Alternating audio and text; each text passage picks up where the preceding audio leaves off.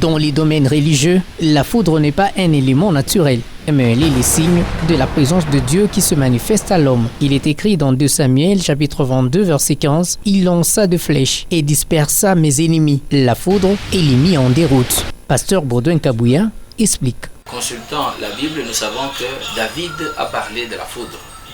David parle de la foudre, donc de quelle manière? David s'étant retrouvé en difficulté, pourchassé par Saül, pourchassé par ses ennemis, il n'avait pas de force, il a dit qu'il a prié. Et pendant qu'il a prié, parmi les armes que Dieu a utilisées pour mettre en déroute ses ennemis, c'est la foudre. Donc nous devons comprendre que nous, en tant que chrétiens, lorsque nous sommes attaqués par les ennemis,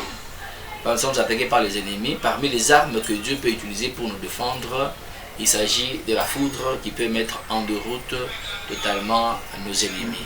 Mais nous savons également que le diable...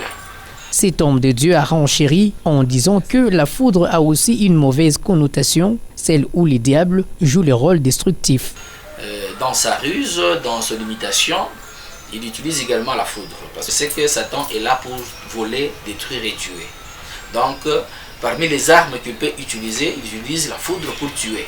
Donc, pour tuer, pour détruire, il utilise également la foudre. C'est ce que moi je peux retenir.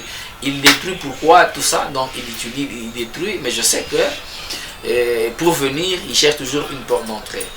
Le dernier cas de foudre est survenu mardi 12 décembre à Lubumbashi, provoquant ainsi la mort de 2 étudiants.